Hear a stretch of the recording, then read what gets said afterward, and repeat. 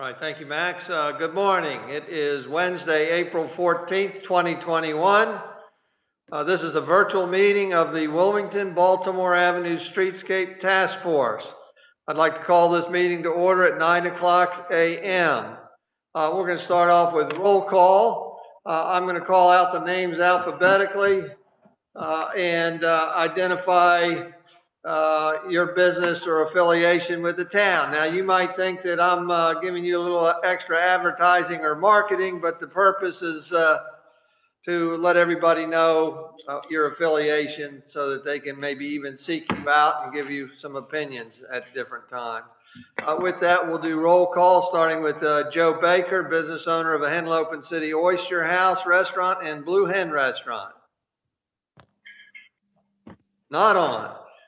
Jenny Burton, property owner and landlord, shops at 33 Baltimore and the shops at Rehoboth Muse. Here. Give a little wave if you would so everybody can see. There we go. Frank Cole, business owner, Atlantic Cycles and Sea Green Cycles. Here. There's Frank, thank you. Frank Cooper, resident. Thank you, Frank. Glad you're here. Daniel Fosnot, manager of Oceanus Motel. Good morning. There you are. Welcome, Daniel. Randy Haney, business owner of Blue Moon Restaurant. There's Randy. How are you all this morning? Patty Hoffman, business owner Stitch Stash. There she is. Thank you. David Mariner, executive director, Camp Rehoboth. Not here yet. Andy Medic, Sea Change Vacation Rental, indicated he had not able to attend the first part of this meeting. Howard Menaker, resident. Good morning, Mayor. Good morning, Howard. Alex Moore, business owner, Avenue Inn, Beachview Hotel, family ownership of multiple lots on Wilmington Avenue. Good morning. Good morning, Alex. Elise Moore, business owner, Admiral Hotel. Not on board yet. Bob Pomerantz, business owner, Brighton Suites and Hunton Lane. Hi, good morning. Hi, good morning, Bob. Commissioner Ed Stranowski, representing Main Street. Good morning, everyone. Commissioner Pat Caluzzi, representing the City Street and Transportation Committee and the City Parking Task Force. Good morning. Good morning, Pat. And I am Mayor Stan Mills. We have a quorum, so we're able to formally conduct business and conduct votes today. And I see Elise Moore just came in. Welcome, Elise. Also like to identify some of our project team leaders. With me today is City Manager Sharon Lynn, Chief Keith Banks, Public Works Director Kevin Williams, Evan Miller, Project Coordinator, and then support staff is Margaret Carson and Max Hamby of the IT Department. Welcome. I'm glad everybody's here. I do want to welcome all the watchers, those that are watching, and those that are registered to speak. And my list of those that have registered to speak today, we'll call on you at appropriate times, is Dr. Trejos, Alex Papajohn, and Bob Suppies. Thank you. With that, we're going to go to approval of minutes. Minutes were only distributed late last night. If anybody feels uncomfortable voting on it, we'll take a pause so you can read them, because I would really like to approve them today, if we can at all possible. These would be the meeting minutes held on April 7th, 2021, our meeting number 2.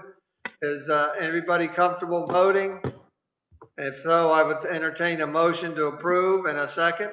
So moved. Second. Who seconded? Alex? Frank Cooper. So we have a motion to approve the minutes of April 7th as presented by Howard Menaker, and a second by who? Frank Cooper? Yes, Frank Cooper. All right, thank you very much. With that, we'll just do a group vote, if we can. All those in favor of approval of the minutes of our last meeting of April 7th, signify by saying aye. Aye. Aye. Aye. And any opposed, say no. And the minutes are approved unanimously. Thank you very much. With that, we'll go on to correspondence. I don't have any correspondence identified, although Andy Medic sent a heads-up note this morning that he was unable to be here, and he did contain some notes on his thoughts on each of our topics today. I did not forward that to you. However, they will be forwarded to the Board of Commissioners for their Friday meeting. With that, I'm going to take the chair's prerogative and do something out of order. I'd like to go to new business and talk about that. But first, I'd like to share what our objectives are today for this meeting. My objectives for us is to develop recommendations on what I call the 5 points: traffic study, utilizing one-way streets, undergrounding of utilities, utilizing limited vehicle access zones, and enhancing the current layout. If we develop those recommendations, then we would also create a record of our rationales and comments to pass on to the commissioners. If you recall, the commissioners are meeting this Friday to take a look at our recommendations in whatever form we give them, so that they can analyze it and make the final decisions on the path forward with each of these topics. Those are the objectives today, and I think we have an excellent start from the last meeting. Today's meeting will focus more on all our opinions and getting recordation of the pros and cons and comments.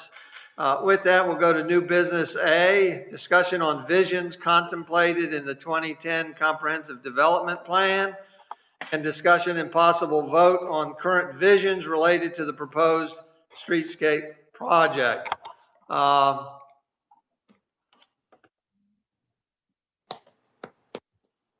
Excuse me. You should have up on your screen a document that I sent out earlier. A summation of the comprehensive development plan, and believe me, this is an oversimplification of the city, the comprehensive development plan. See, the CDP, as we shorten it and reference it, is a 123-page document. It overly simplified explanation of it. It is a city planning guide. There are some obligatory items in there referencing land use, but there's also points in there that offer contemplation and consideration. The plan, as you see, contains visions, goals, priority actions, and we wanted to take a look, as suggested by Howard Menaker at the last meeting, at the comprehensive development plan and what it might say referencing the streetscape project. I'm going to skip to the very bottom of our document here,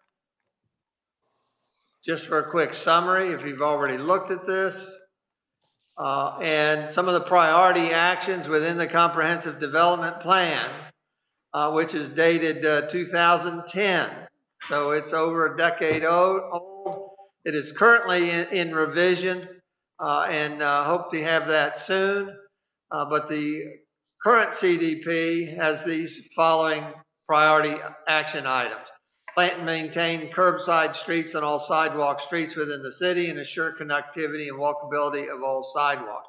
Now, again, some of these are within the scope of our project and we can talk about. Others are more for contemplation. You know, how they apply to us, well, certainly trees are going to be important. Investigate a city policy of requiring municipalities, I'm just going to abbreviate this, to use green technology. Adopt a complete streets policy. Complete streets policy, if anybody of you looked it up, is a policy where new streets being designed should accommodate multi-modes of transportation. Bicycle, pedestrians, strollers, joggers, vehicles. So that's what complete streets has to do with. ADA compliance for pedestrians also. The next bullet is assure safe and unrestricted pedestrian passage. I think the way that came about was during the CDP development many years ago. A lot of the trees were overhanging the sidewalks and it was hard to pass by, and so that was put in there to assure safe passage. City-wide yield to pedestrian policies shall be employed.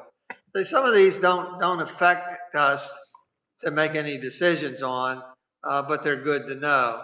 The city should immediately address the following safety issues. Eliminate parking on the west side of First Street for at least the first 2 blocks north of Rehoboth Avenue. So that would be eliminate parking on the side of west side opposite Nicola Pizza from Rehoboth Avenue all the way to Maryland, possibly. So that certainly would affect us. And then study how to here's our main thing. Here's our charge, in fact. Study how to physically upgrade the first 2 blocks of Baltimore and Wilmington Avenues and First Street to improve their commercial viability, safety, ambiance, and access by pedestrians.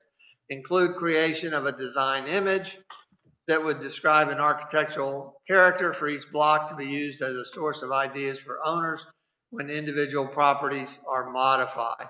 That second part of that bullet, creation of a design image, is above our pay grade.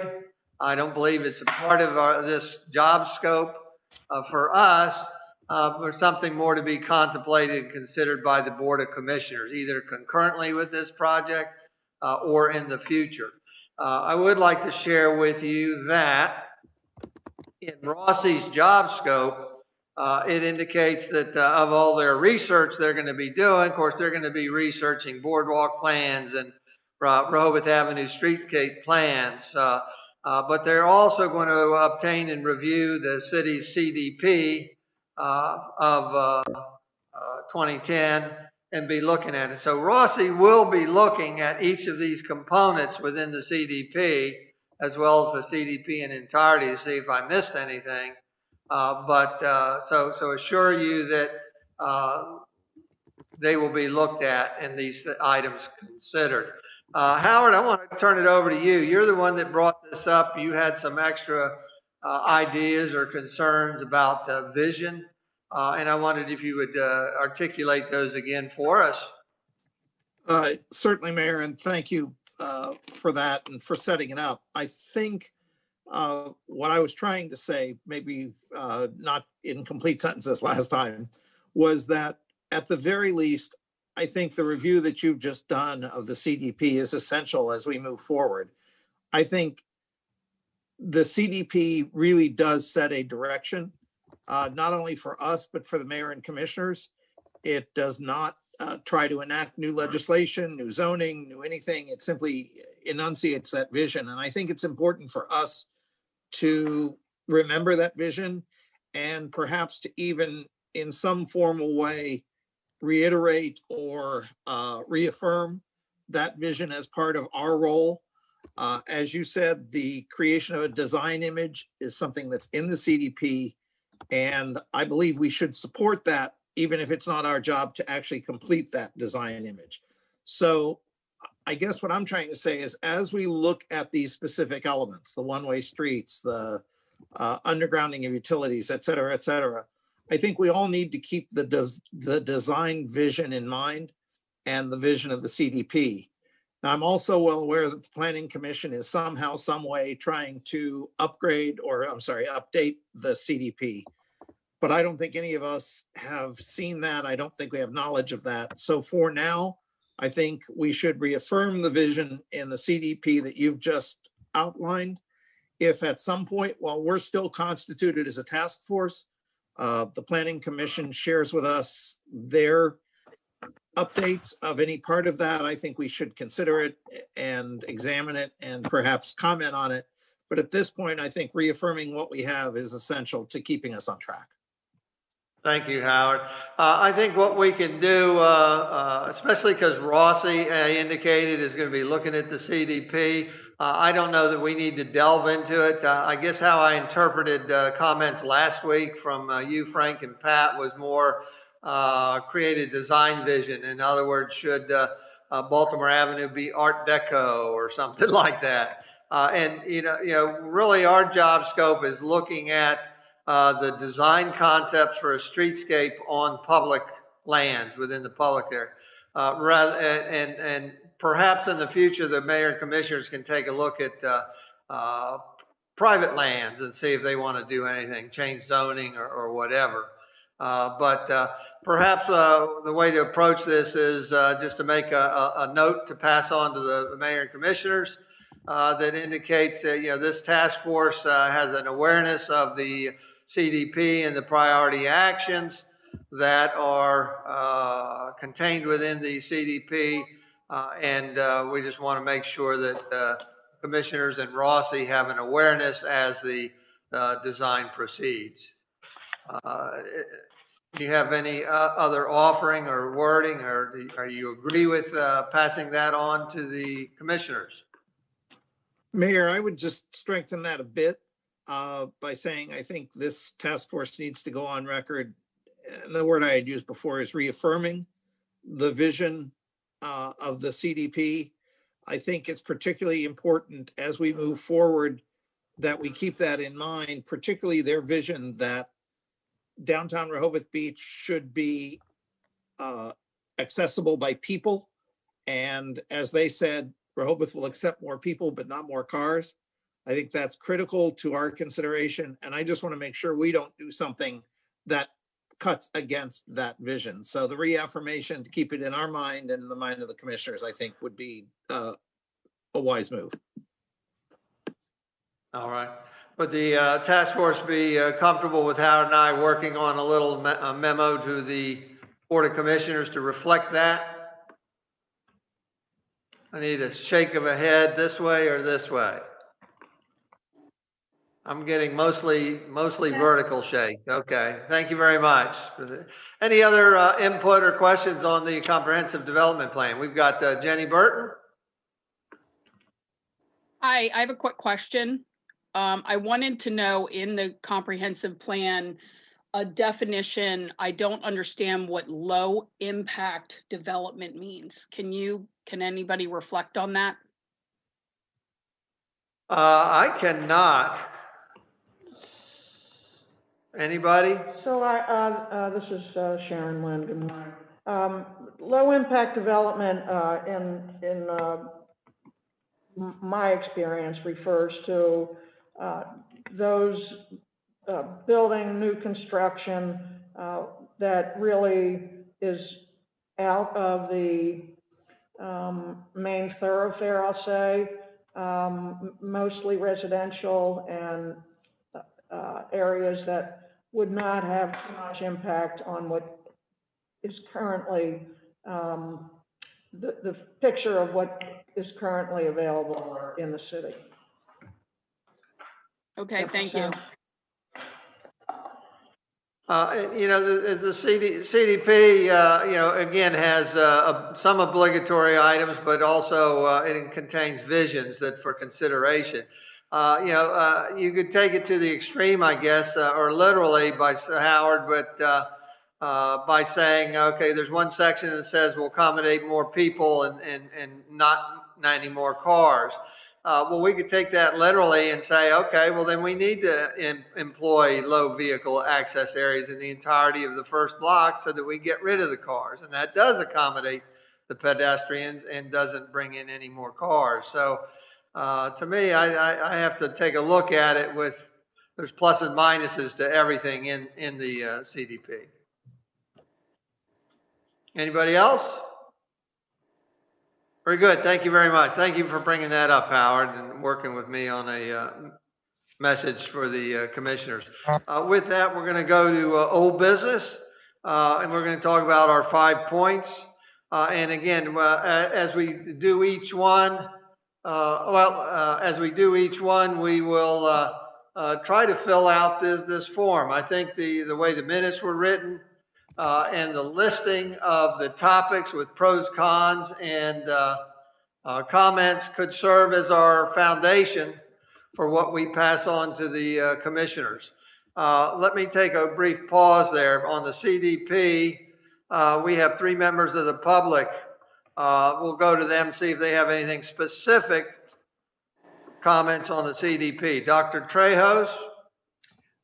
Thank you. No comment. All right, Doctor. Alex Papajohn, anything on the CDP?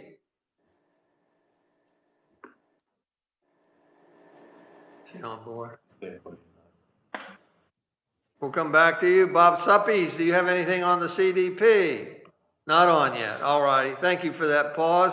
So we're going to go to discussion and on the need or not for conducting a traffic study as a prerequisite to or to augment the design process. Again, for all these, it's not a perfect world. We're doing the best we can without perhaps a traffic study, perhaps without full analysis of some of these things, but we're using our best judgment, our own perspectives to try to come up with different things. So we can utilize the minutes or the document that was distributed earlier that has all the pros and cons and comments for each of these 5 topics. We can go through those. Now remember, the pros and comments and cons are largely by individuals. So at least one member has spoken up and those were put down. That doesn't mean the entire committee is happy with any one thing. But we want to try to present a full picture to the commissioners. And so I think they're all appropriate, plus any new ones we have. And then at the end of this exercise, we can take a vote to see which way do we really want to go and recommend to the Board of Commissioners, if that's all right. Randy Haney, please. Just a quick question before we dive into these other points. One thing I'm having a problem understanding, I guess, in this whole concept is we have no guidance on how much money we're spending. And it's kind of hard to direct or make any recommendations if we're talking about spending $1 million or $10 million or whatever. And maybe I'm approaching this from the wrong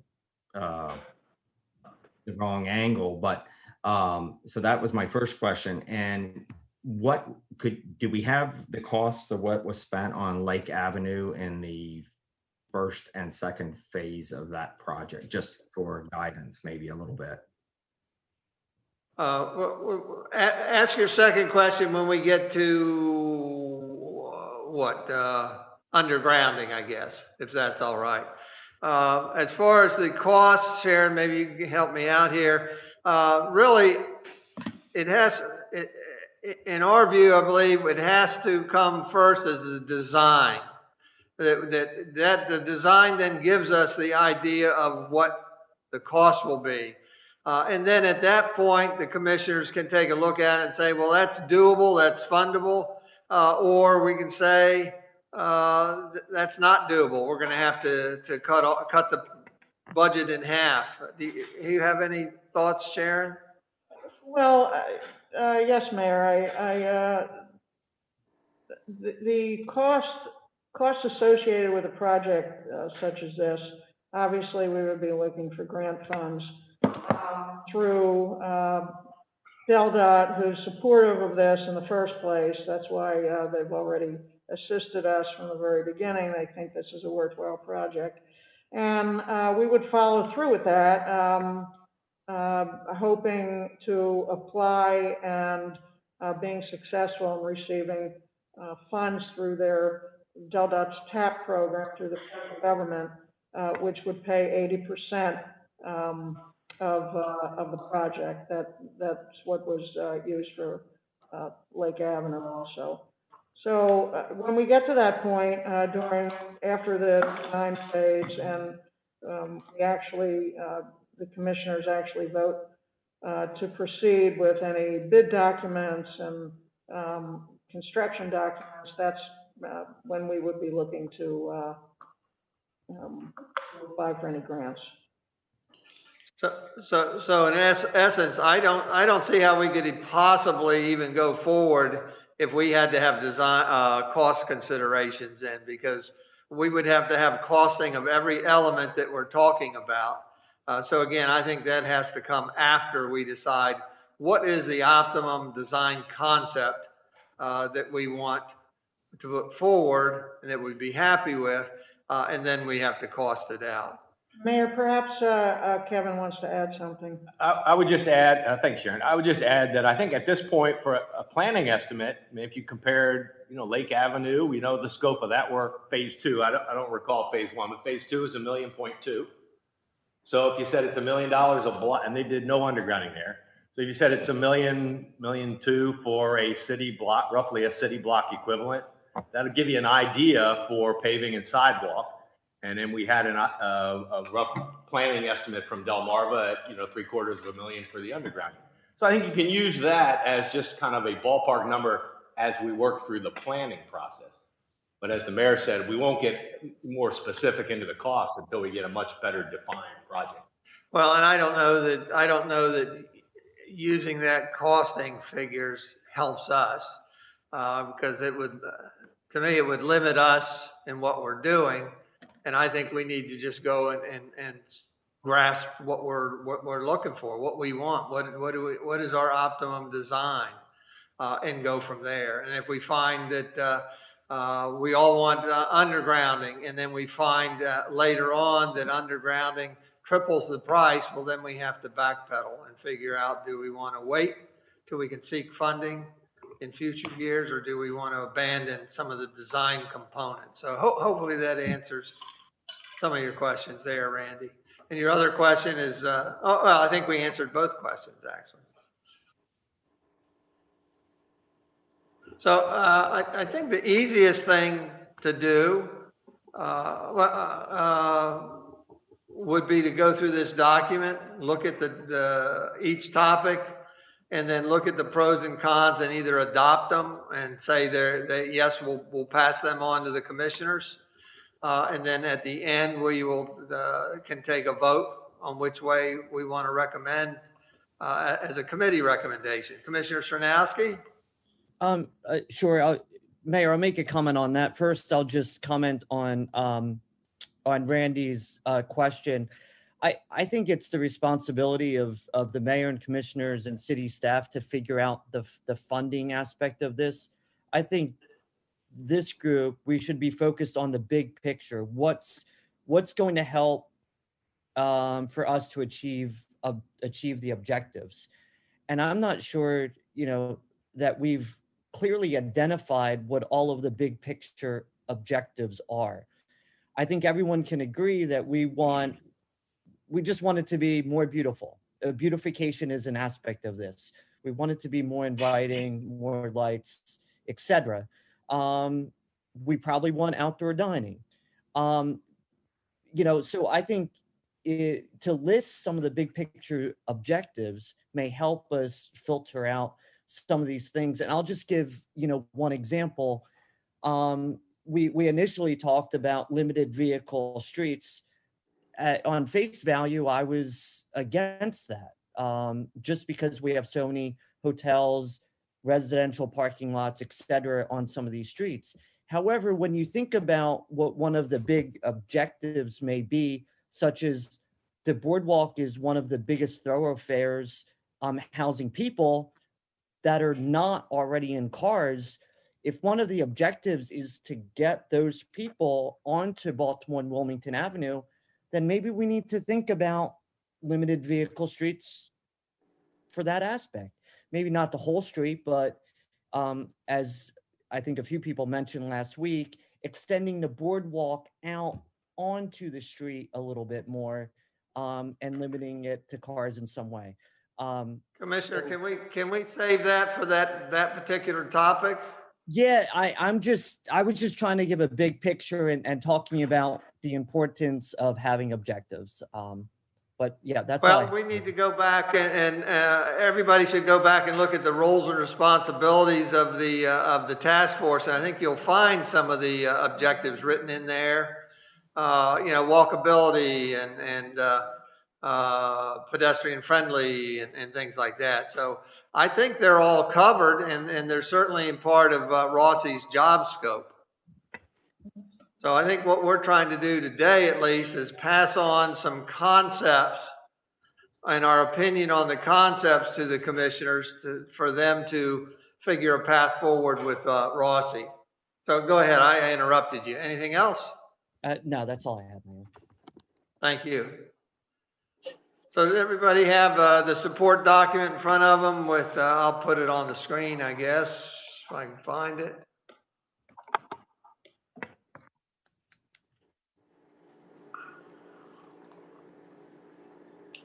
This document dated April 12th has pros and cons. So what I'm seeking is to do in a document like this. This would mirror what we pass on to the commissioners, pros, cons, comments, and questions, as well as underneath that, our committee recommendations. Anybody want to offer anything on this? Are we fine with what is in front of us? Mayor, it's Pat. Yes, ma'am. Commissioner Calusi, go ahead. Yes, just to, as far as this traffic study, I think important to remember that in our recommendations to the commissioners that they're going to make some decision in terms of how Rossi will move forward. So there, I'm assuming we have several options as we recommend to them that, for example, did they agree to do 3 designs? Is that right? Or did they not? In Rossi's job scope, they indicate they're going to do 3 schematics. 3 schematics. By example, one could be undergrounding, one could be without undergrounding and enhanced layout. Right. They could stop there, or they could do a 3rd option. Right. So that's what I want people to keep in mind, that we can say, give us an option with undergrounding or without, or with a traffic study or not. So I think as we move forward making these recommendations, we have to keep that in mind, that we either, in terms of recommending to the commissioners, I think that we need to decide on each of these 5, I would imagine, that we are recommending, yes, they go forward, or no, and then list the pros and cons. I mean, I think that that's kind of how I would look at it as a commissioner. Make sense to you or no? Yeah, I think ultimately, I think we want to pass on the pros and cons and comments and questions, because the comments and questions show things that we haven't resolved and that perhaps can't be resolved. So I think that's important. But I think you're right. If we articulate what is the vote, if you will, what is the recommendation to come out of traffic study, I think it seems to be as simple as we agree that as no traffic study is being conducted, we agree to move forward with the design concept, that there's no need for it, or we could go further and say, as was articulated in previous meetings, that we do believe a traffic study is warranted, but does not need to be conducted concurrently with this design project. Any comments?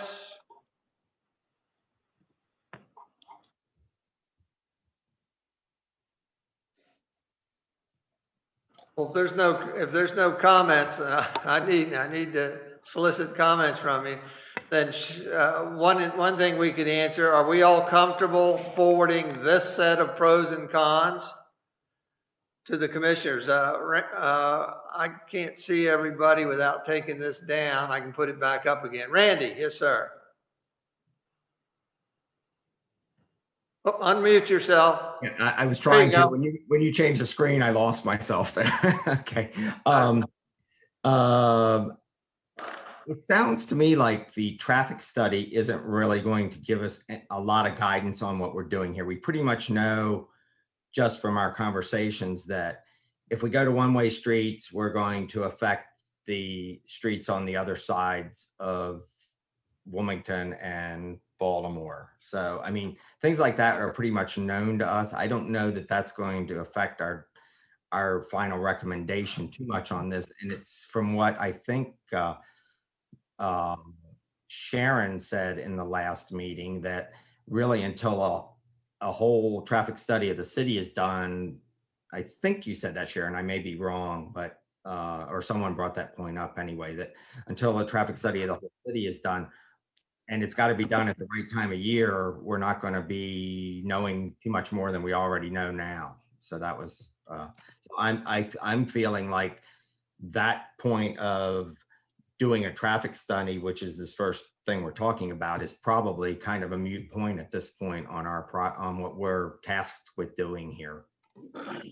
Well, that's correct, unless the team here would like to wait to have that done, you know, wait another year or so. Of course, we talked about the loss of that funding from DelDOT if we do that, approximately $100,000. I think to simplify this thing, what we need to do as a committee is very simple.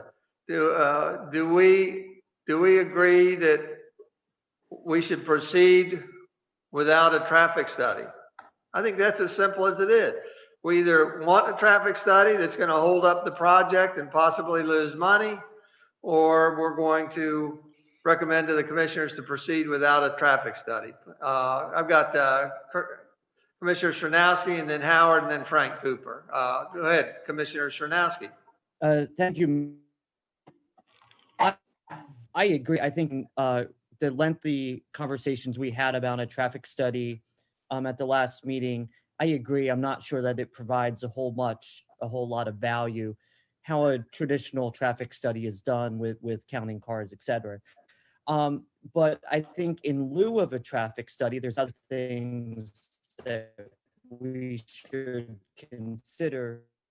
One of our residents who spoke at the last meeting, he talked about other options that would, I think, give us some of the same solutions that a traffic study would do, as well as the need to look at multi-mobility study, not really a traffic study. And there's technology out there that I think he has shared with this city administration that would do incredible things to help us make decisions. I think it's called a sumo system, which it uses technology to say if we want to change the direction of a street, it will in real time project what the outcome of that is. Or if we add a traffic light or a stop sign at a certain corner, it will play out with real-time technology what the outcome of that could be. So I think we should recommend looking at other things in lieu of a traffic study that would be helpful in us making decisions in the future. Thank you. Commissioner, I want to remind you and Commissioner Calusi and myself that we get a second shot of this on Friday. So some of this it might be better brought up at the commissioners' meeting. Because again, I see it as simple for this committee to act on. Do we recommend proceeding without a traffic study, yes or no? Frank Coop, Howard Menaker? I would just, without trying to beat a dead horse, I would recommend that we go on record stating that we do not feel it's necessary or wise to conduct a traffic study at this point.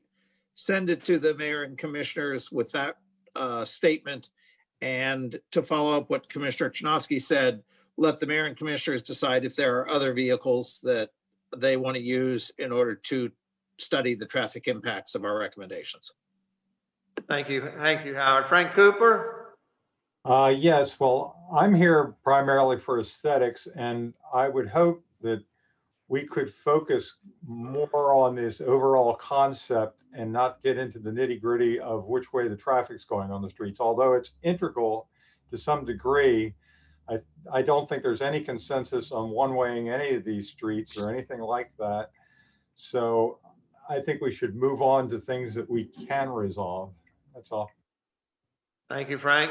Again, we're talking about traffic study, and then we'll get to the other four topics later. We want to try to do this fairly methodical. Alex Moore, please. That was my comment. Similarly, I think the traffic study would only really matter, we're saying, if we decide to do one-way streets. Is that accurate? Is there any other reason why we would do the traffic study? I think that's the main reason. I think that's the main reason. And I think that we, I agree with Howard, we move forward, and right at this point, we're not going to recommend a traffic study because A, we would lose funding, and it affects would affect the one-way streets, and consequently, I know I'm jumping ahead, but I would say, no, we can't make that decision, or we can make the decision saying we can't do anything about one-way streets because we don't have a traffic study. So to me, those two things can be taken off the table right away. Similar Thank you, thoughts. Pat. Frank Thank you. Cooper? Yes, I just like to reiterate, I wasn't trying to off track, but the traffic study now, I would recommend we not get into it at all in this committee. Randy? May I make a motion then that we move ahead without a traffic study? Is that how we do Yeah. this? I would second that.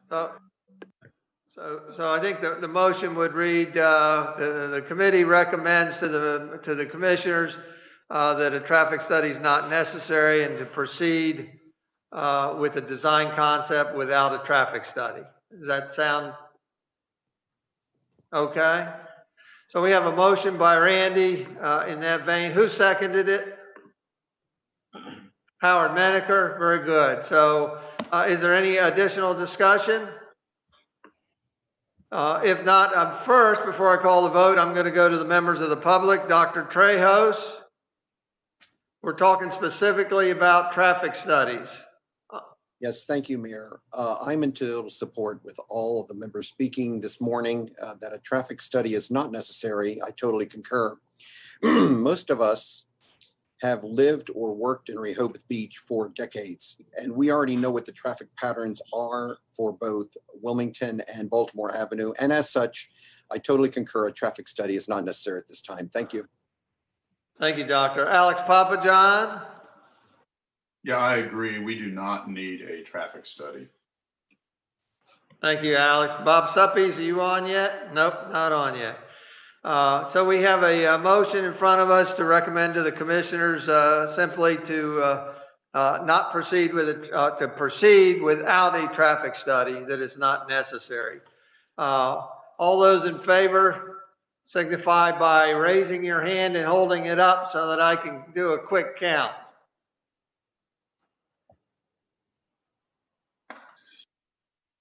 Looks like we've got a unanimous. Alex, are you? Okay. Alex would like. So we've got 15 that are favor without the traffic study, and Alex would like us to conduct. Well, I'm going to pass that on. Is there anybody else that's negative? Just Alex. Okay, we're going to, and Elise Moore. Okay. Excuse me, Mayor. Go ahead, Elise. Excuse me, Mayor. I'm wondering if we can just change the vote slightly and say not a traffic study, but look into other options that Edward mentioned. So that the committee says we don't need a traffic study, but we might want to look into some other more cost-efficient options. I concur. I think like we're saying that we don't want a state traffic study, but we want to have the conversation around understanding the way traffic flows. Is that the way we Randy, do you want to amend your motion? Well, I think my motion was more that the committee, our committee or our task force could move ahead without a traffic study, not that the mayor and commission we're not necessarily recommending that they don't do one at some point. We're just saying that for us to move ahead with our other points so we can move on, we need, as a committee or a task force, we do not need a traffic study to make our recommendations. Okay. Well, I counted on that last vote 15-1 with Alex, the one that didn't want it. Elise, if you want to make an additional motion saying what you said, let's take a vote on that to pass that on to the commissioners. I would like to make an additional motion to not do a traffic study, but to look into other options to study the traffic, but not a huge traffic study, because we've come to the conclusion that we can't do that, but that we have to do something. We can't make a proposal because everything we say might affect traffic if we just want to put parking on one side of the street. So I'm not quite sure how to word my proposal, but I would like to add something. So we have a Motion on the floor, I guess, we can tweak the wording. It would be, to further recommend that alternatives to a traffic study, be conducted. Howard, you want to help there? Well, I have a question, and Elise, I'm not sure. Are you recommending that we take other steps in alternative to a traffic study, or that when we send our recommendations to the mayor and commissioners, that they examine other ways to take a look at the traffic? I think I would support that second wording I'm okay much with more that. so than that we would do so. I agree. Okay, thank you. Thank you. So we need to re-articulate the motion would be to, while we're not recommending proceeding with a traffic study, we do recommend to the commissioners that they seek alternative traffic studies. Is there any alternate wording, better wording? If I may, Mayor. Yes, sir. Commissioner Shanowski? Sure, and if this is fine, at least could accept it. I think it simply wording in lieu of a traffic study, the mayor and commissioners consider other options to provide relevant data and studies to this group that to help make decisions in the future as topics come up, such as one-way streets, limiting vehicle traffic on streets, etc. Some additional resource that would help this group and the mayor and commissioners down the road make the decisions that will need to be made. As long as you recognize that timing may be off, that you might not be able to conduct those and get back to the committee. I'm satisfied with just telling the commissioners to do these studies. Randy, do you want to comment? No, I think we're, as a task force, we do not necessarily need to have the traffic study in hand at this point to continue forward. If the commissioners decide to do something as Commissioner, as Edward has suggested, which I think is a great idea because there's some other ways to do it a lot less expensively, and as we move forward later in our discussions, some of that information, if it is available, we could use it at that point in time. I just want us to be able as a group to move forward on to the next topics. Very good. Thank you, Randy. Frank Cooper? Thank you, Randy. Frank Cooper? Yes, I was going to ask Edward specifically, what was the program or company that he had talked about, and how does that work, and how long does it take? I don't think it's I don't think we should get into it here. It's complicated. I don't fully understand it. My understanding is, though, it's just a software technology where we can put in we can put in changes, and it would show the results of those changes in real time. I think it's just a piece of software technology that the city could utilize. But I don't think it's worth getting. I was only asking in trying to get a time reference of whether that's something that could be relevant to this committee in the future or not. But I think that generally we should make the recommendation that Elise said that the mayor and commissioners look into this. Hopefully it can be something that's timely. But yes, on the reduced modified investigation of traffic. All right, so very concisely, Commissioner Shanowski, repeat your motion. We'll see if we get a second. Sure. That in lieu of a traffic study, the mayor and commissioners consider other options to help provide data on changes to traffic pattern or additional safety features such as streetlights or stop signs, etc. Stop right there. Good, very good. Is there a second to that? I'll second. Randy has a second. There's a motion on the floor and by Commissioner Shanowski and a second by Randy. You heard the motion. It's to support a recommendation to the commissioners that additional traffic type studies be performed. All those in favor signify by raising your hand and just hold it there. Okay, we've got 15-4, and those opposed, raise your hand. All right, we have one opposition. Very good. So the motion carries. Of course, both motions carry. Thank you very much. Frank, did you have an extra comment to make?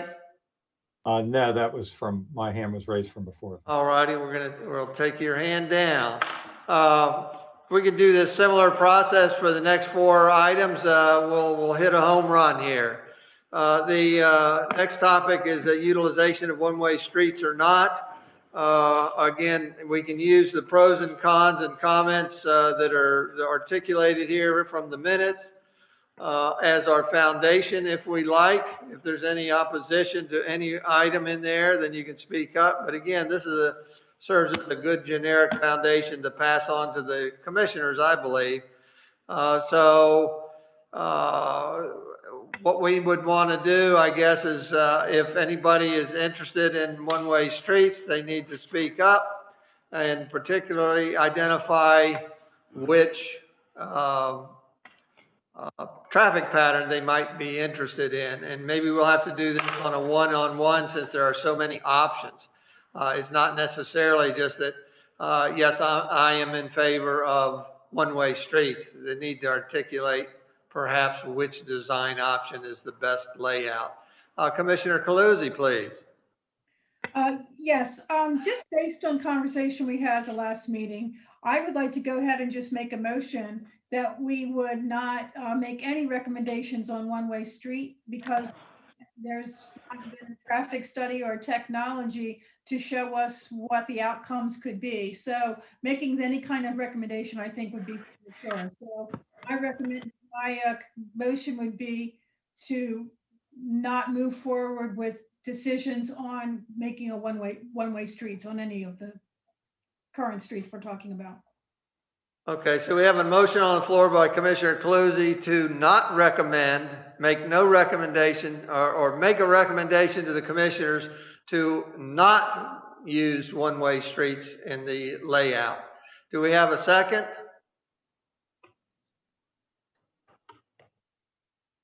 Frank Cole, second. So we don't have a second. Let's go to discussion. There must be a reason that nobody seconded or voted on this. So let's talk about our ideas. Mr. Mayor, Frank Cole did second. Well, I'm sorry, what? I seconded the motion. This is Frank. Oh, I'm sorry, Frank. I'm having a hard time seeing in this room here. So we do have a motion on the floor from Commissioner Calusi to recommend to the commissioners to not utilize one-way streets in the design concept layout. We have a second by Frank Cole. Is there any discussion? Well, if there's no discussion among the members, then we'll go to the members of the public first before we conduct a vote. Dr. Trejos, any comments on, additional comments on Thank you, one-way Mayor. street? Thank you, Mayor. I concur with the consensus of the group that no one-way streets should be implemented at this time. Thank you. Turn that up. Thank you, Doctor. Alex Papajohn? Yeah, I agree. No one-way streets right now. Thank you. All right, thank you very much. Bob Suppy's on yet? Nope, not on yet. Okay, we have a motion in front of us to make a recommendation to the commissioners to not utilize one-way streets in the design concept. I'd like to do a roll call vote. Well, we can start off with, we'll start off with a group vote and see if we need to go to a roll call vote. All those in favor of the motion. So if you say yes, the motion, if you say yes, then we send a recommendation to the commissioners saying, do not utilize one-way streets. All those in favor of that motion signify by raising your hand.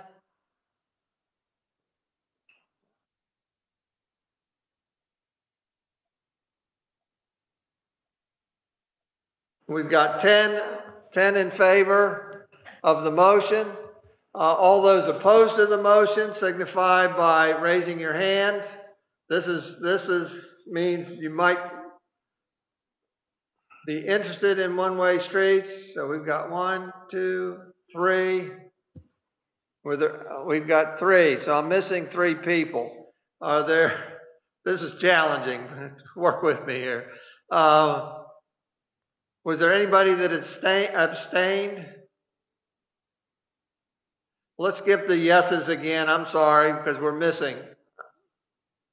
So all the yeses to support the motion. 1, 2, 3, 4, 5, 6, 7, 8, 9, 10.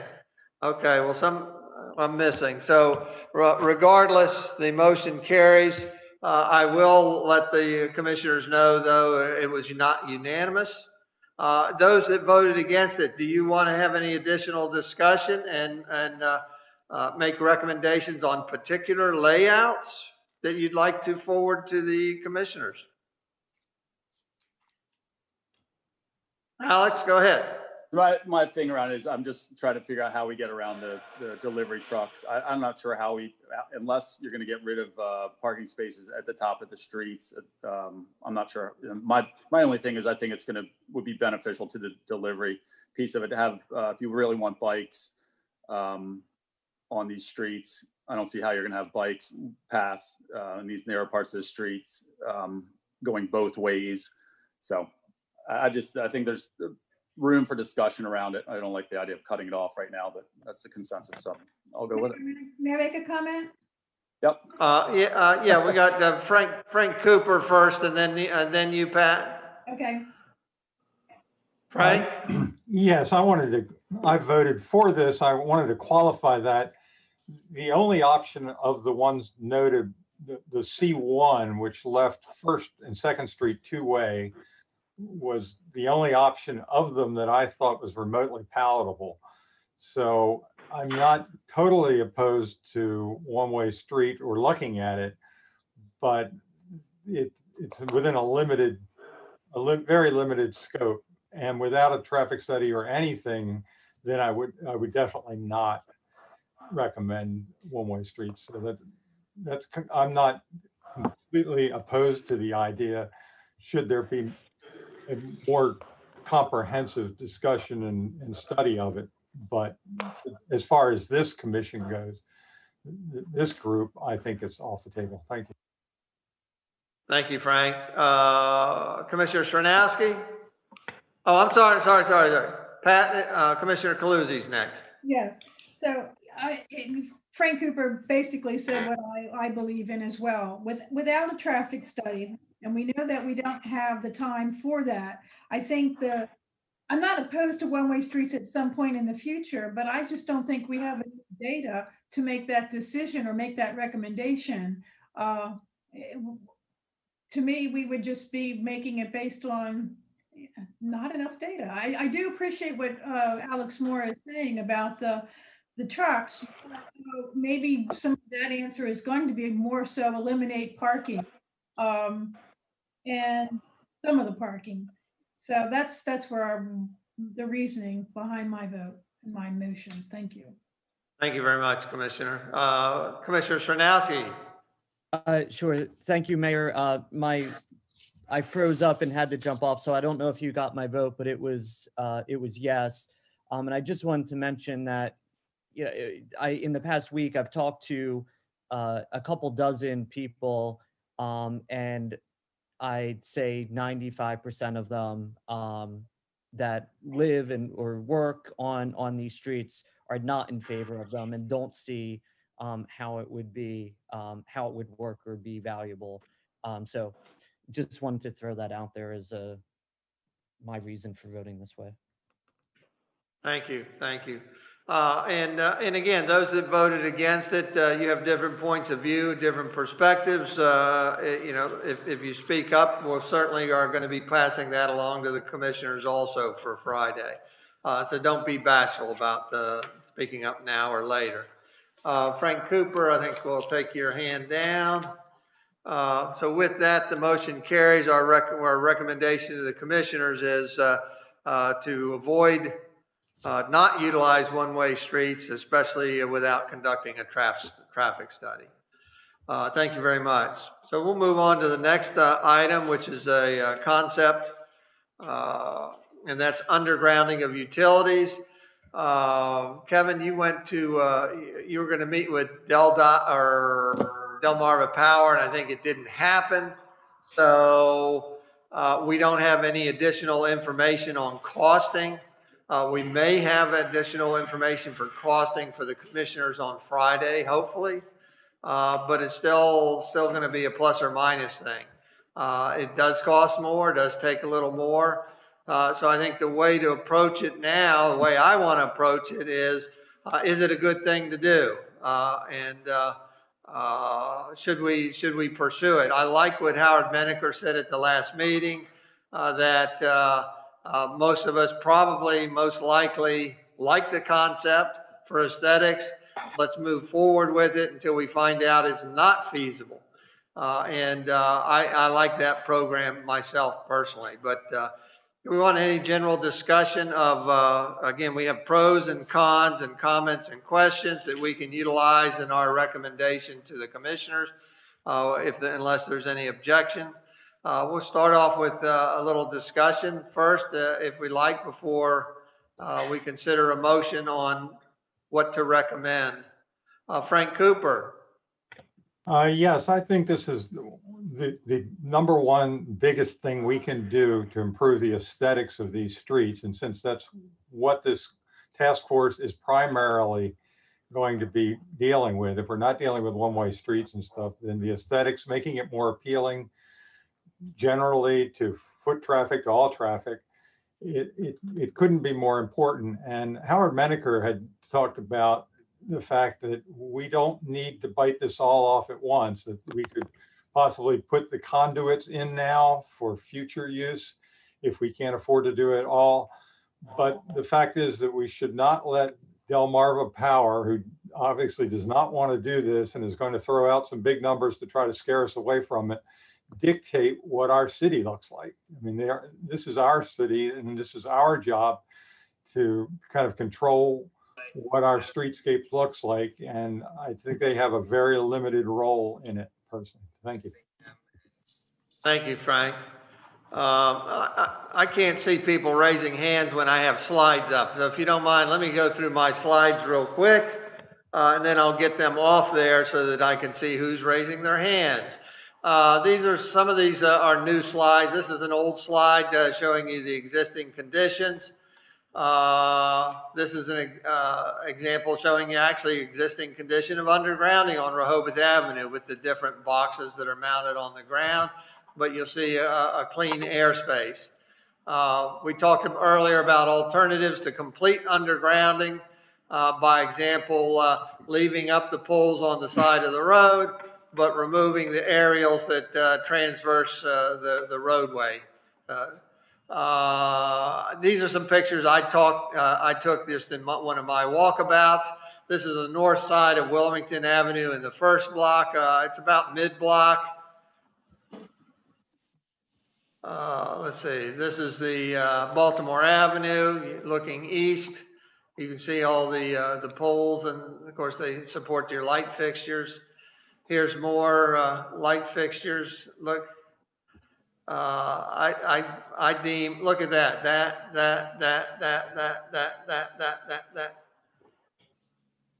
Some of them have up to 3 transformers on there that have to be put on the ground. That's liable to result in 2 pad mounted transformers to accommodate 3. And then here is, I'd asked you or suggest to go over to Lake Avenue, the phase 1 area. That's the Lake Avenue between Bad Hair Day here and Culture Pearl up here to see what new clean aerials might look like, and it certainly looks better than what's on Wilmington. However, if you had to add all these transformers back into this scenario, it probably wouldn't look that good.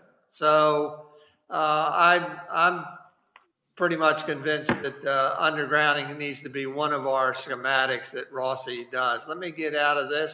I can always go back to it if you want me to reference. Randy, your hand's up. Go ahead. I would like to see us at least investigate the possibility of undergrounding. I think it would definitely, if we're trying to do the beautification and the things that the CDP proposes, that is probably one of the biggest things we could do for the aesthetics of the streets. Thank you, Randy. Joe Baker?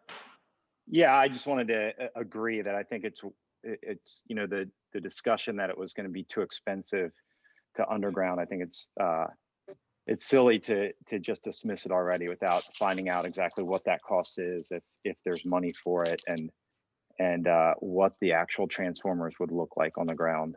So I agree. I think we should continue to look into it. Thank you, Joe. Commissioner Calusi?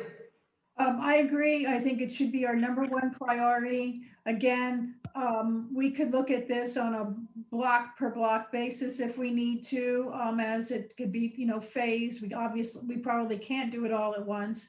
But I think that is the way we have to start moving forward. If not now, then when?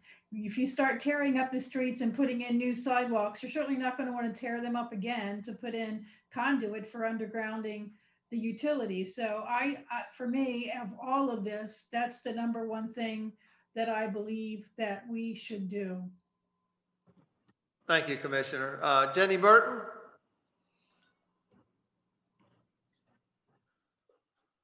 Hi, I'm indifferent about this. I definitely haven't decided what would be best. I feel like I haven't gotten enough information, but I just wanted to point out that I'm very concerned about the impact on our businesses to underground based on timing.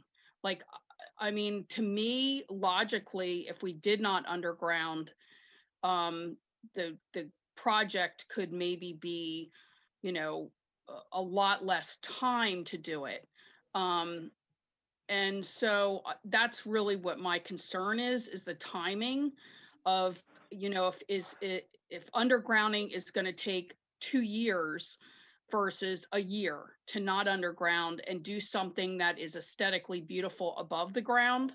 I see, you know, trying to attract these streets or make these streets different from Rehoboth Avenue to kind of make it a little bit different and very, you know, attractive and welcoming, and using some, you know, really cool lighting and things like that. So I haven't decided about the undergrounding, but my concern is the timing of it. Is it going to take a really long time and impact these businesses so bad that it's not worth it?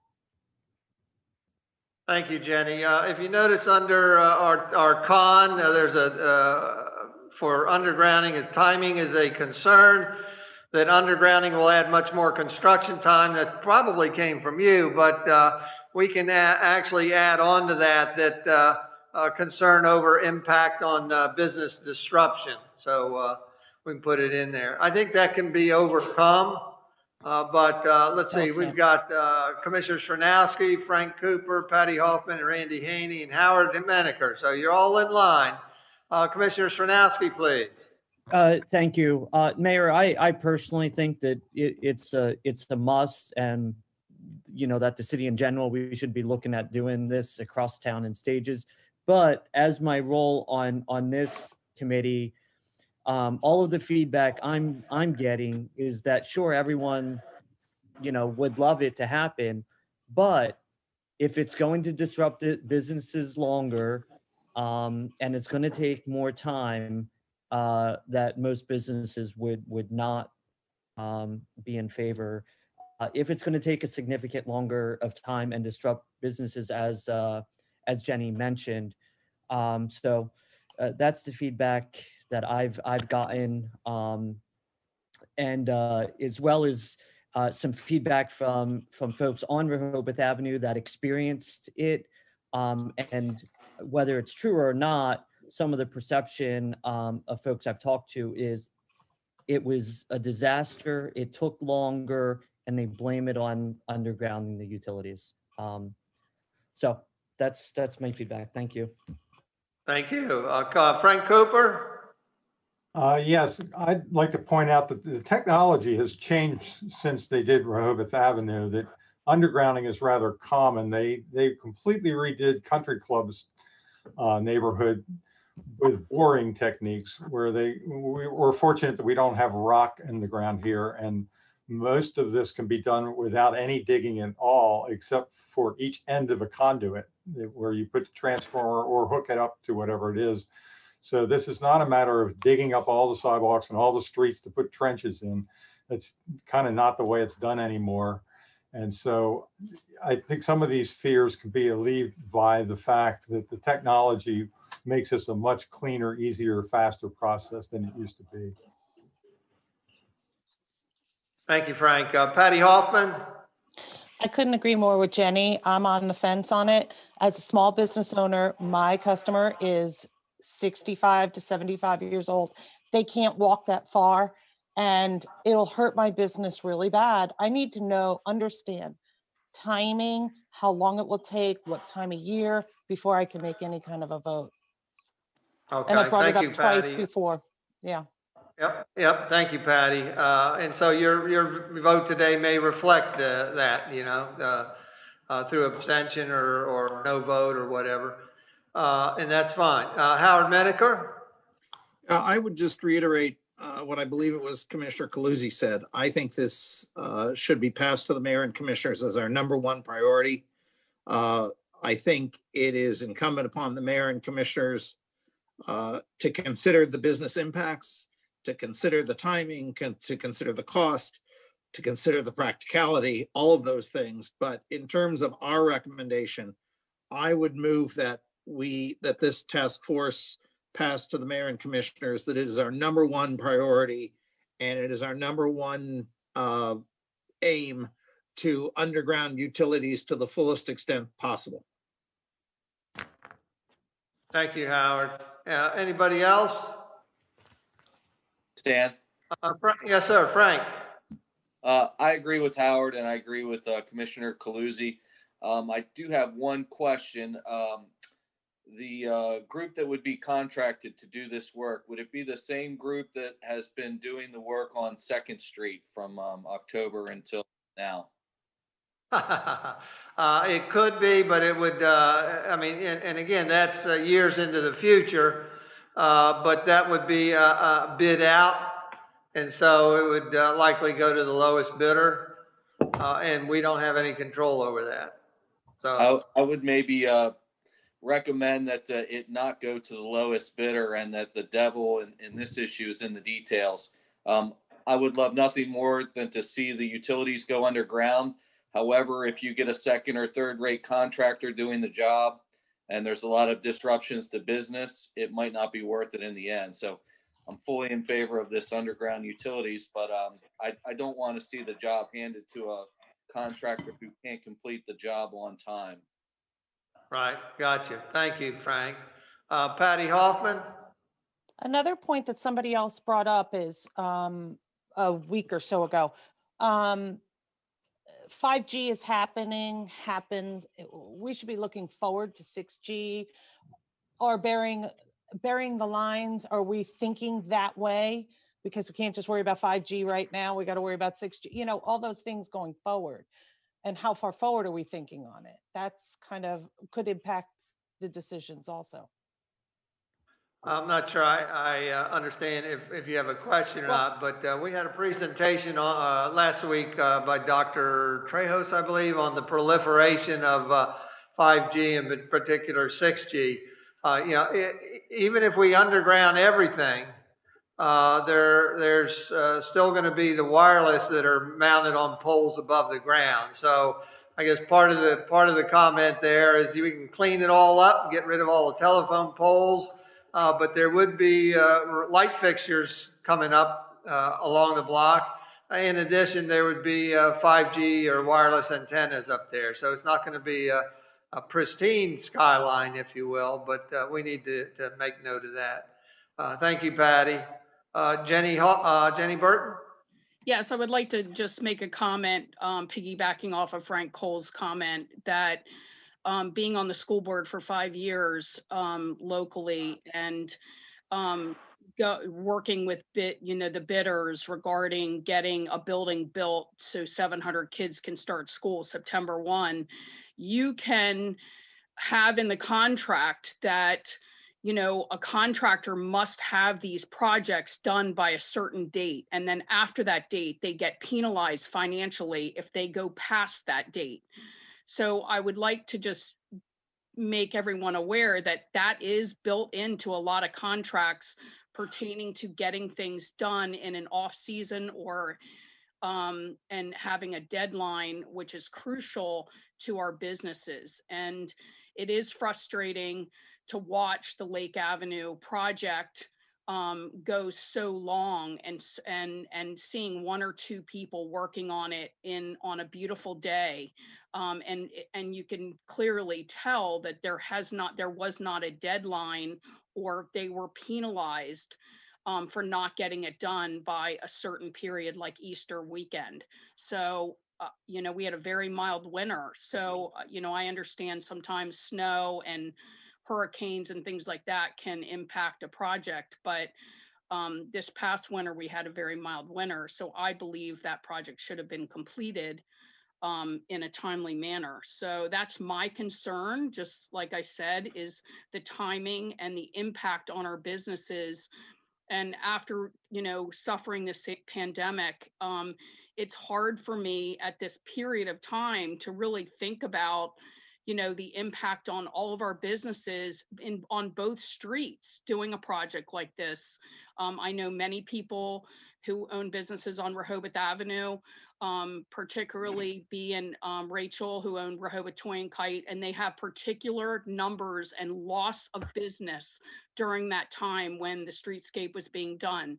So that in itself is a concern of mine. So I don't think that I have enough information to make a decision to underground or not. I do want it to be beautiful, and I want it to be aesthetically appealing for people to come off of Rehoboth Avenue or the boardwalk down these streets and have more traffic. But I also am concerned about, I would like to maybe see some alternatives on what we can do regarding not undergrounding, and see what other options there are based on everything that we've talked about. Thank you, Jenny. The city manager's here listening, so very attentive to all your comments. We appreciate it. Howard, I'm going to make some comments. I want to give you a heads up. I'm going to ask you to make a motion, so we'll be thinking about it if you would, please. Okay. My comments, I'm very cognizant of the costs and the impacts on business. I think in the end it will be worth it, especially as I walk around town and I look up and see what the possibilities are in getting rid of that stuff. If you recall, all of us or most of us, and I certainly talked about invitation, being inviting. If you stand on the corner of Rehoboth Avenue at First Street near Nicola, on the corner, and you look north past Nicola Pizza to Wilmington. I said before, I want it inviting so that you draw patrons off of Rehoboth Avenue. Right now, there is absolutely zero invitation in my mind to get you up there. The sidewalk looks crappy. It's buckled in places. It's dirty.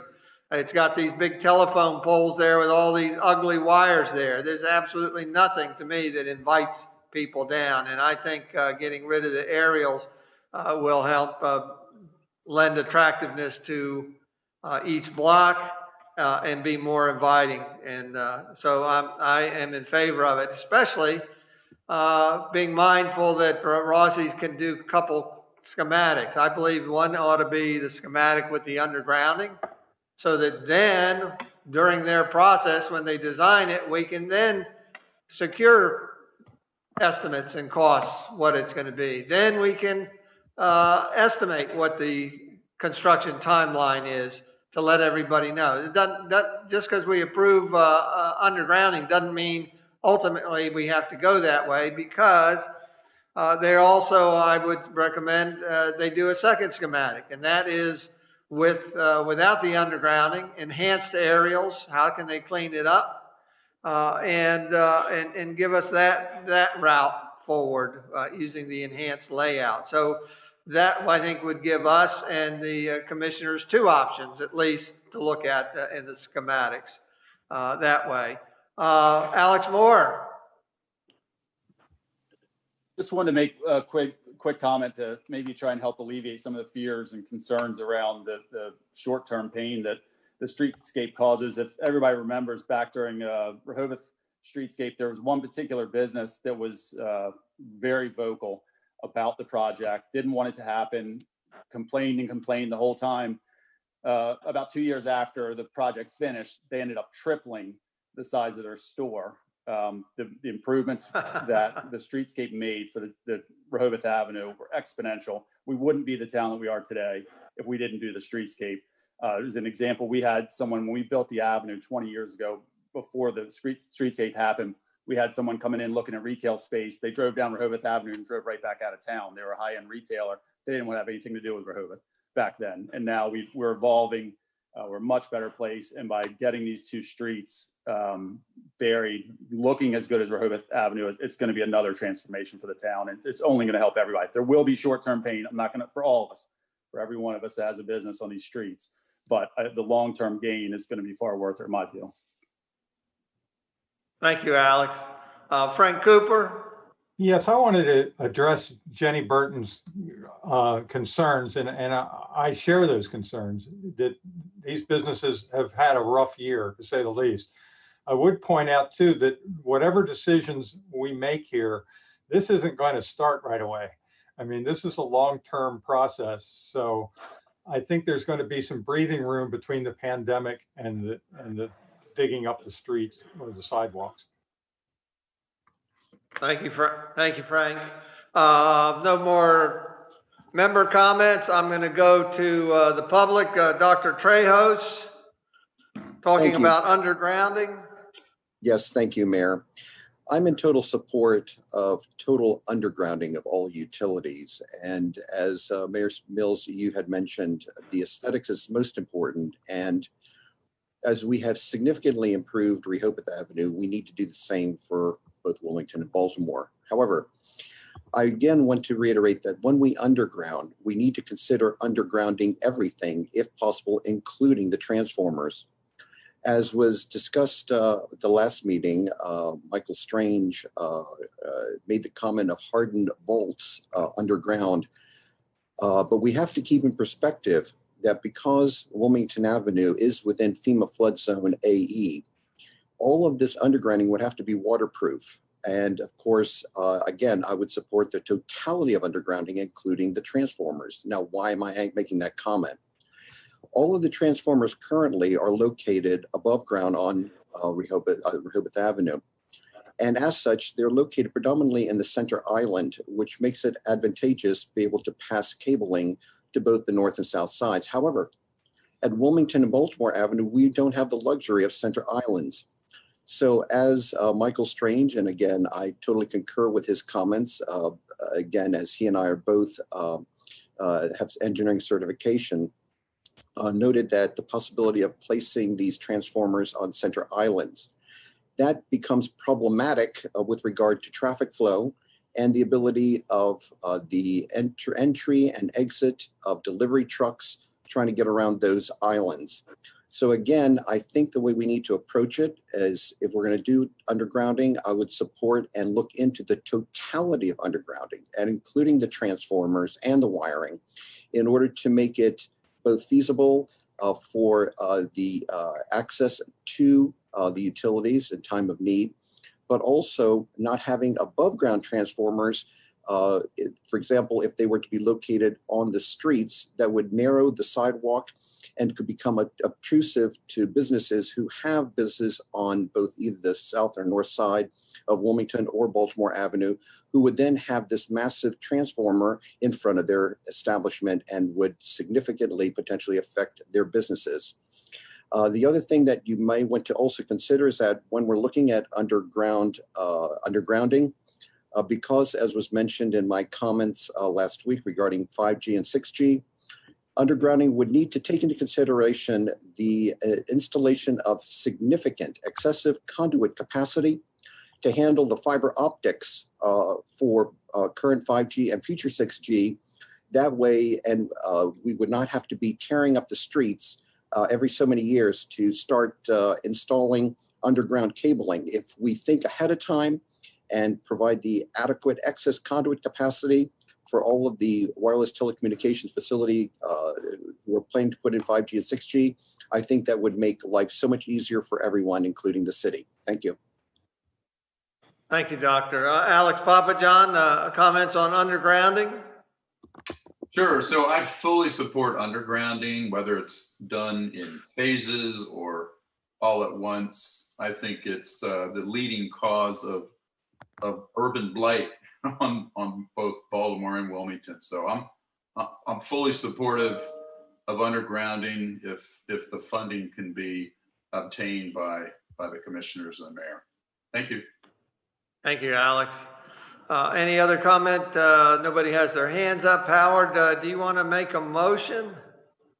Yes, thank you, Mayor. I would make a motion that this task force state that it is our #1 priority to underground utilities to the fullest extent possible in the scope of the Wilmington-Baltimore Avenue Streetscape, and recommend to the mayor and commissioners that they investigate the most practicable way to do so. I second that motion. All righty, so we have a motion on the floor by Howard Maneker and seconded by Frank Cooper to recommend to the Board of Commissioners that the #1 priority should be to underground utilities, including the investigation of feasibility and options.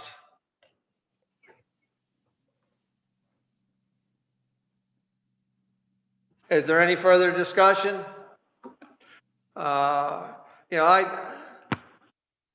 I'm trying to be mindful that this is a recommendation. It's one of a few schematics that Rossi will do for you. I look at it as creating a design concept to incorporate in undergrounding and to do a feasibility study at the same time. Feasibility study meaning telling us what are the best options for above ground mounting transformers. Totally hidden underground transformers. I hear that may well be an option, Dr. Trejos mentions. I also hear dollar signs going up when I hear 100% undergrounding of utilities. But I think it's a good program to look toward. Any other comment by the commissioners? If not, I'm going to do a roll call vote. It's easier for me to record. And if you have any explanation you want to give, you feel free to give it. But I'm just going to go across the screen. There's no particular order. So this motion is to recommend undergrounding to the commissioners. Frank Cole, how do you vote? I'm sorry. Frank was a yes. Patty Hoffman? Abstain. Abstain. Alex Moore? Yes. Daniel Fosnot? I'm in favor, yes. Thank you, Daniel. Jenny Burton? Abstain. Commissioner Caluzzi? Aye. Frank Cooper? Aye. Randy Haney? Aye. David Mariner? Aye. Elise Moore? Aye. Howard Maneker? Aye. Commissioner Stronowski? Aye. Joe Baker? Aye, yes. Bob Pomerantz? Aye. And the chair votes aye. So we have, 14 yeas and 2 abstentions. So the motion carries. Thank you very much. And again, this doesn't mean it's going to happen. It's going in front of the commissioners for their decision. And there's still a lot of steps ahead of time, doing a feasibility study and costing and everything. So we will be attuned to what happens in the future. The next item of business is utilization of limited vehicle access zones or not in the first blocks of Wilmington and Baltimore.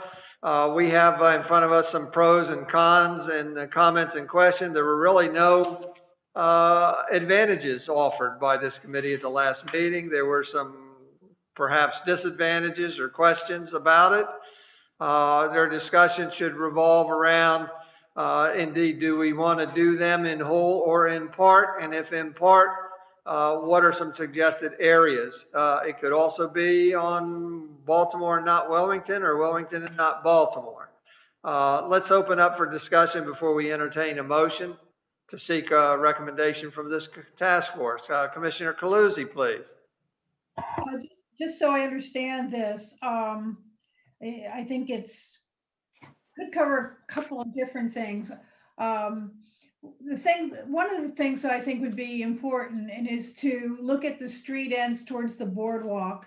That may require taking some parking spaces away. Is that what you're talking about in terms of limited vehicle access? Yeah, if you recall, one of our schematics is that it could be the entirety of the first block from First Street to the boardwalk.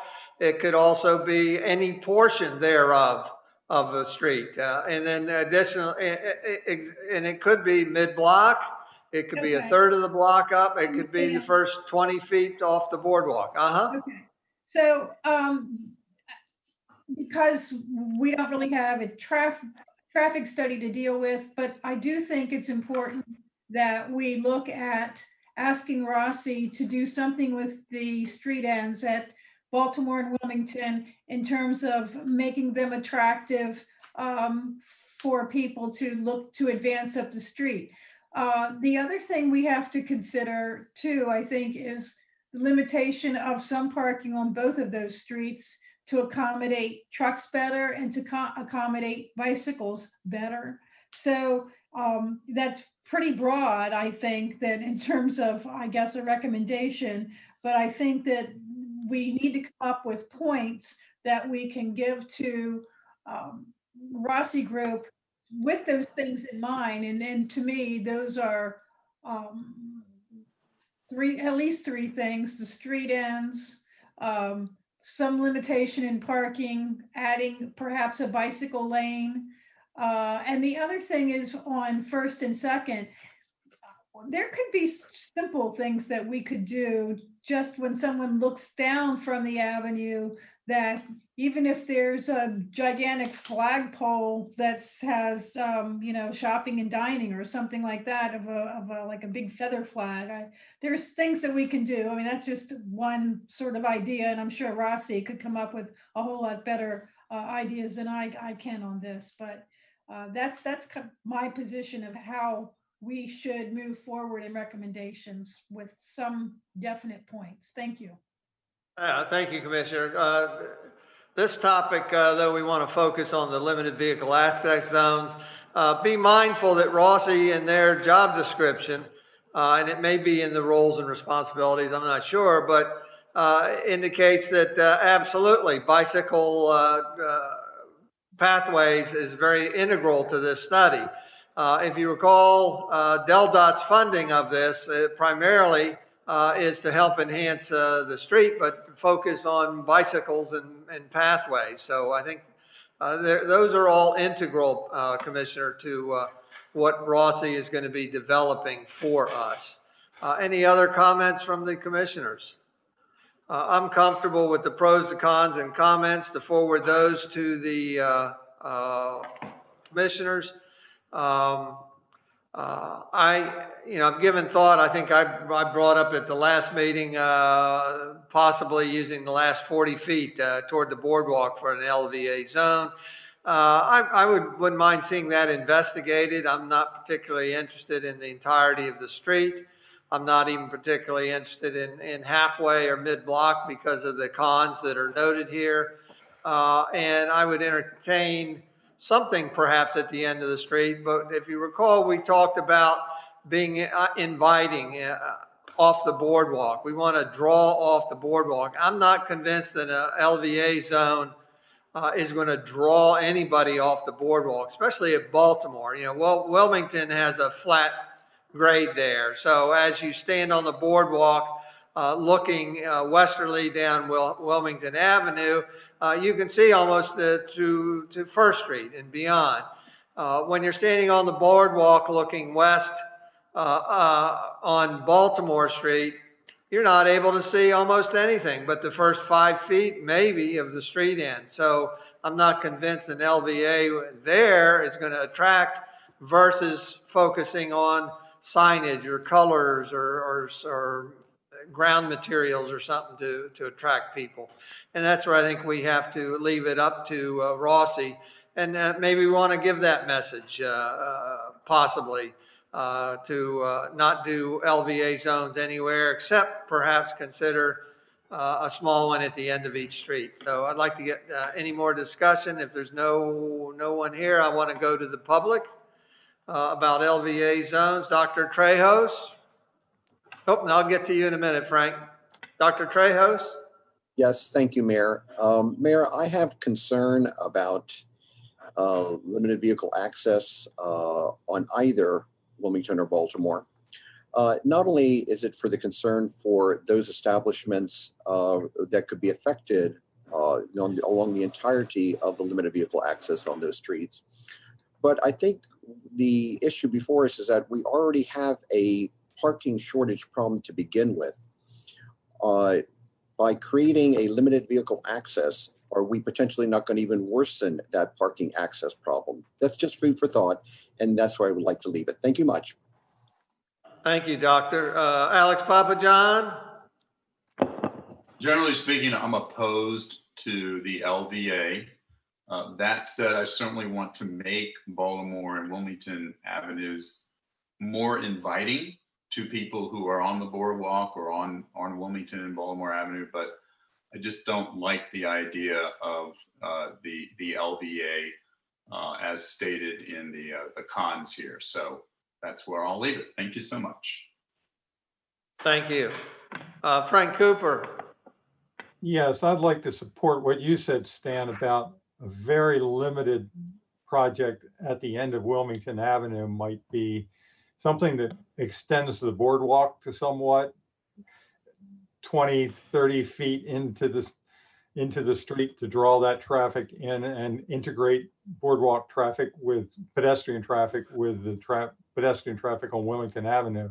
But generally, I don't think any of these businesses want to see parking go away, and we've already got a struggle for space with bicycles and other things anyway. So I think it should be very limited in nature if we consider it at all. Thank you. Howard Menaker?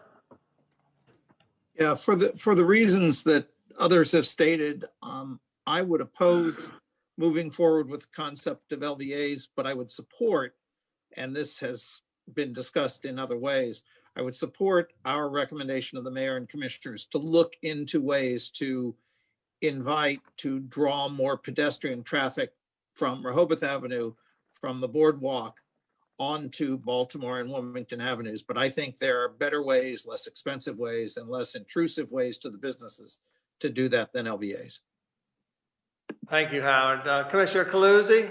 I'm sorry, Commissioner Calusi, and then we'll go to Frank. Yes. I think we have to keep in mind, I know it's really hard, but we have to look to the future, I believe. And one of the things, as you know, that the CDP says, accept more people and not more cars.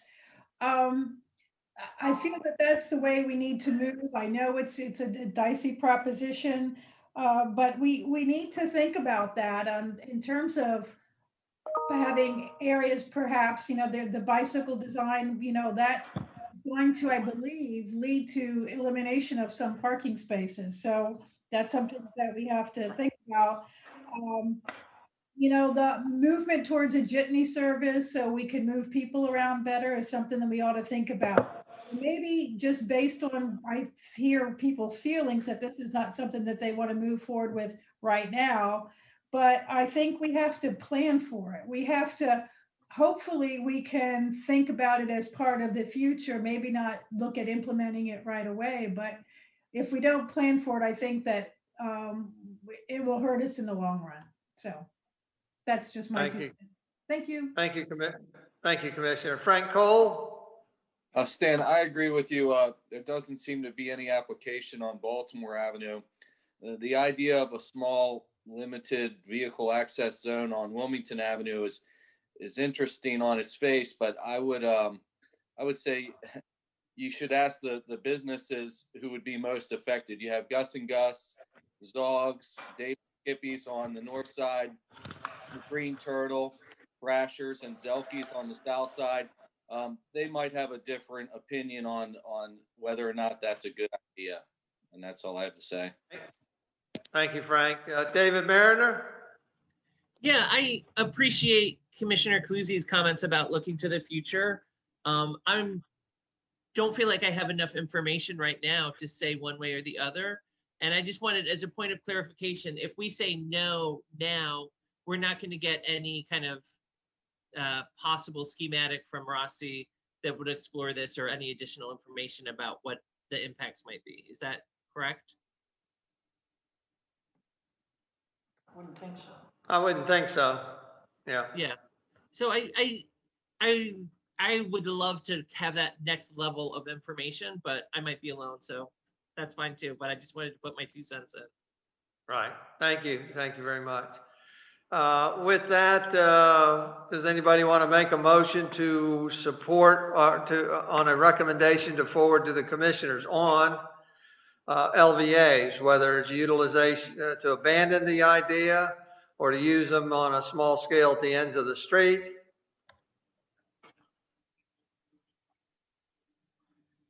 Frank Cooper?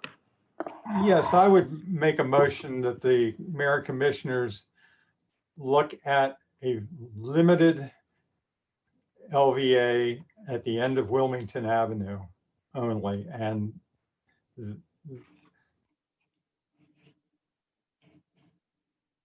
did you say only Wilmington or Wilmington and Baltimore? no, just Wilmington Avenue. I think that the grade that you discussed at the end of Baltimore Avenue makes it sort of superfluous there, that it's wide enough and accessible enough on Wilmington Avenue that some extension of the boardwalk in the center with a kiosk or something to draw people there might work. We might look at that, but asking the businesses there, obviously, whether they are in favor of that, but that limited project seems to be about the only thing there's any appetite for at all. So the rest of it is superfluous. So there's no point in having Rossi look at anything more than what there is an appetite for, which is extremely limited low vehicular activity area at the end of Wilmington Avenue. All right, so Frank's motion is essentially to abandon the idea of LVAs, accept and entertain a small one at the end of Wilmington Avenue only. Does anybody want to discuss it or second that? I would second it, Mayor. So we have a motion on the floor to abandon the investigation of LVAs in whole or in part, except for a small one at the end of the street at Wilmington Avenue, and seconded by Howard Menaker. Let's have a discussion. Elise? I think we should look into exploring it at the end of Baltimore Avenue. I understand that there might be some other options, maybe a tiered steps just to invite people up. There might be some options that we can't see. I don't see that it does any harm in including both. Frank, would you be willing to amend your motion to include both streets? Yes, I would. I didn't think there was any appetite for it, but yes, anything that the businesses think might be helpful, I would be attuned to. Thank you very much. So we're still in the discussion phase then with that amended motion. Commissioner Sernowski? No, I was just, I was going to offer support for that. I'm glad Frank has amended his motion. I'm only interested in doing it in a very limited capacity. And I think your previous comments, Mayor, I fully support in how you articulated it before. I only see it in a very limited capacity at the ends of the streets. Thank you. Thank you very much. Commissioner Calusi? I'm not sure I see the harm in asking Rossi to give us some other scenarios. I know that there's probably things that I'm not thinking of. The ends of the streets are something I think is something that we could move forward with, but there could be some other limited type of LVA somewhere that we're not thinking of. So I guess the question is, if we limit them, are we shooting ourselves in the foot by not, entertaining something that they might have suggested that maybe we all would have been agreeable? So I would like to see them perhaps look at some others possibilities. Thank you. Thank you, Commissioner. Remember, you get a second shot of this on Friday. So we really want to poll this committee to see what their feelings are, see whether they agree with you or not. Howard Menaker, please. Yeah, I just want to comment on Elisa's suggestion. I think she's absolutely right. I think that when I was thinking about limited vehicle access, I was thinking about, just sort of pedestrian space at the end of the street. But I think she's right. There may be some approaches of terracing or grading. As one of the people in the community in a wheelchair, I think that's always got to be considered, and that grade presents some real challenges. But in order to overcome those challenges, perhaps it's a limited vehicle access with some grading and stepping. So I completely support asking the mayor and commissioners and Rossi to examine limited vehicle access zones at the end of Baltimore and Wilmington. Very good. Thank you very much. Thank you very much. Anybody else? If not, we have a motion on the floor, and that is to recommend to the Board of Commissioners to have Rossi pursue limited LVA zones at the ends of Wilmington and Baltimore Avenues. We'll again do a roll call vote. Joe Baker? Yes, I agree. Commissioner Sernowski? Yes, I agree. Commissioner Calusi? Aye. Commissioner Alex Moore? Aye. Bob Pomerantz? Aye. Howard Menaker? Aye. Elise Moore? Aye. David Mariner? Aye. Randy Haney? Aye. Frank Cooper? Aye. Jenny Burton? Aye. Daniel Fosnot? Aye. Patty Hoffman? Aye. Frank Cole? Nay. Nay, okay, thank you, Frank. And Mayor Stan Mills votes in favor also. That is 14 to 1. And the motion passes. Thank you very much. Again, these are recommendations to pass along to the commissioners for their final say-so, because we're an advisory group. Last topic is retaining the current traffic patterns and layout and enhancing the same. There's some minimal pros. There's some no comments on cons or questions. I guess my thought is this is kind of a no-brainer. We've talked about multiple schematics that Rossi can do. I mentioned earlier that they could do one for undergrounding. Now that our recommendation is that, they can do one with limited LVAs, and to me, they could do one with taking a look at the current traffic patterns, and which we've already agreed to since we've turned away one-way streets, and they can look at enhancing aerials, et cetera. So I'd like to get your all's opinion. Any members comment on doing a schematic or making a recommendation to the commissioners that yes, a schematic be done reflecting the current traffic patterns and layout? Anything? If not, we'll go to the members of the public. Dr. Trejos. Mayor Mills, I have no further comment on this matter. Thank you. Thank you, Doctor. Thank you for being on board today. Alex Papajohn? No comment. All right, very good. Any further discussion among the members? Frank Cooper, please. Yes, I think we covered so much of it in the discussion of one-way trafficking that this is kind of almost a moot issue at this point. So I would say that dealing with the current traffic is the only thing we're going to be dealing with. Thank you, Frank. Anybody else? So I guess I'm looking for a motion very simply that this committee recommends to the Board of Commissioners that a schematic be made using the current traffic patterns and current layout. And of course, that would include most likely the undergrounding, but also the other scenario with enhanced aerial. Anybody want to make a motion? I'll make a motion to, as you said, make a study of including the current traffic pattern. I'll second that. All righty. Who seconded it? Howard.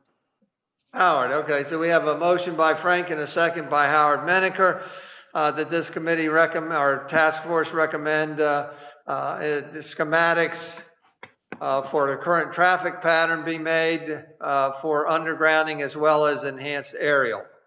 Are you comfortable with that phrasing of the motion, yes, Frank? Mayor, if I can. Yes, Mayor, Howard. Given the vote that we just took on LVAs, I think I'd like to expand this to request the schematics involving the current traffic pattern, but also to examine those with undergrounding and with limited vehicle access. I don't want to contradict what we just did in terms of looking at LVAs. Well, I think that's understood, though, Howard, Okay. that it would be part of there, definitely. Okay, thanks for the clarification. With that, yeah, thank you very much. With that, Frank, you have additional discussion? No, I think this is pretty simple. Your hand's still up, okay. With that, I'm going to do, is anybody opposed? Because I can do a group vote. All those in favor signify by raising your hand and hold it up.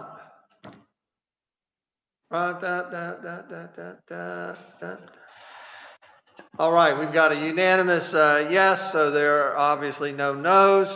And the motion's passed to recommend to the commissioners that a schematic for current traffic patterns be conducted for not only undergrounding, but for enhanced aerial. With that, I want to open it up to the task force members that just go to the order. Do you have any further comments you want to make on anything? If not, I'm going to move to let you know what the next steps are. Of course, I got to write up these recommendations. They'll be forwarded to the commissioners. The commissioners meet this Friday, 2 days from now, April 16th, beginning at 2:00 p.m. They have a long agenda, and this is actually, I think, near the end of the agenda, so we might not get to it till the 4 to 5 o'clock range, but they will be considering these 5 items that we've spent 3 meetings on, taking in our advisement and recommendations, and coming up with their own determinations for each to give guidance to Rossi on how to move forward with design concepts. The next likely date for our meeting, next meeting number 4 will be May 26th. We always conduct them on Wednesdays. We always start at 9 a.m. as needed. Rossi last met with us and conveyed that they are going to be working on taking the Board of Commissioners recommendations, which are ultimately from our recommendations, and doing some design concepts. I expect them to present them sometime before the 26th, or if not during the 26th, for us to receive and start with feedback on. So if that changes, I will let you know. Please pencil that in. And with that, if there's no other comment, Frank Cooper, you had a comment? Yes, and for next week, or at some point, I would like to discuss bicycle parking and how to integrate that, and what this, get a feeling for what this group thinks about it, what the businesses feel about it, and how that would work in this overall picture we're trying to paint of our new design. Frank, that may well come up in our next meeting, May 26th or beyond. You know, Rossi is very attentive to that. Again, DelDOT is pushing a focus on bicycle use, bicycle pathways, and certainly part of that would be our bicycle storage areas on the street or on the sidewalks as we have now. And so we won't forget that. But that's a part of their focus, I believe. Any other comments from the members? If not, I want to thank the staff here and IT department for running the meeting today. I want to thank members of the public, and especially thank you, our task force members. You've made this a joy to work with you all, and appreciate you sharing your experiences and perspectives.